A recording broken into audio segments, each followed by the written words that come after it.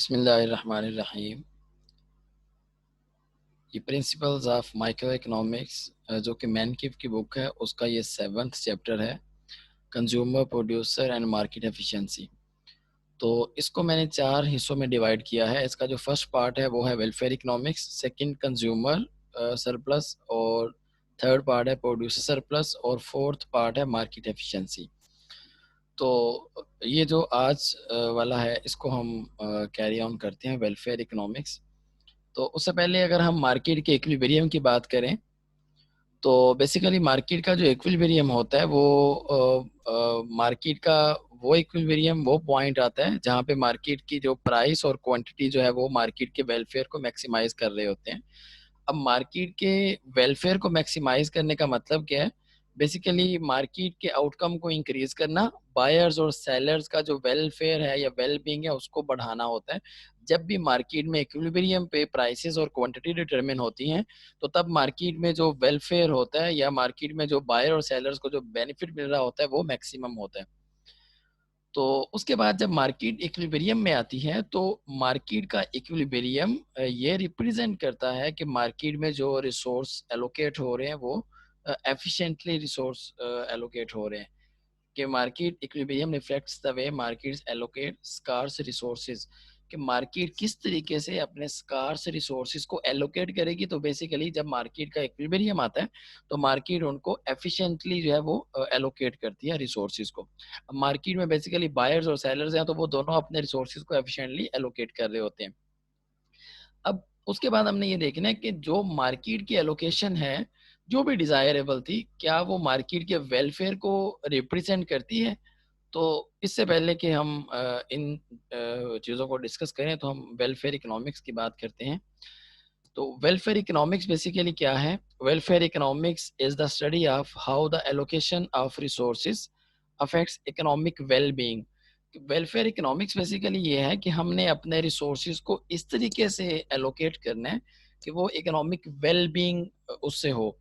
तो वो तभी होगी जब हम एफिशिएंटली रिसोर्सेज को एलोकेट करेंगे। अब एफिशिएंसी कब आएगी? जब मार्केट का इक्विलिब्रियम होगा। मार्केट के इक्विलिब्रियम से बेनिफिट क्या होगा कि प्राइसेस और क्वांटिटी जो है वो डिटरमिन होगी कंपैरेटिव मार्केट के अकॉर्डिंगली।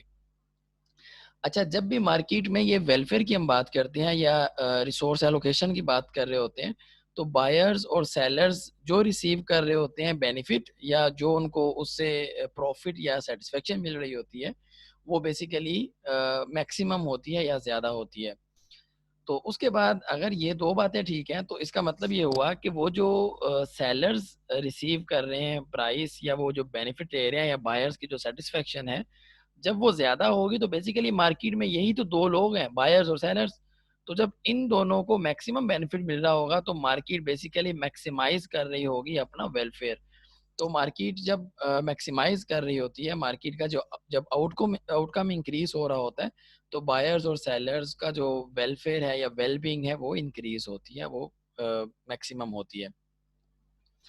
अच्छा, equilibrium in the market results in the maximum benefits. अब मार्केट का जब इक्विलिब्रियम आएगा, तो इसका मतलब अंडरस्टूड है कि मार्केट का जो बेनिफिट है वो मैक्सिमम होगा। तो जब मार्केट का बेनिफिट मैक्सिमम होगा, तो इसका मतलब क्या है कि मार्केट का जो वेलफेयर है वो ज़्यादा होगा। अब मार्केट के वेलफेयर का मतलब क्या है? कि कंज्यूमर्स और प्रोड्यूसर्स को जो मिल रहा है वो बेसिकली जो बेनिफिट है वो मैक्सिमम है। तो यहाँ पे जो लिखा हुआ है, equilibrium in the market results in maximum benefits and therefore maximum total welfare for both the consumers and producers of the product.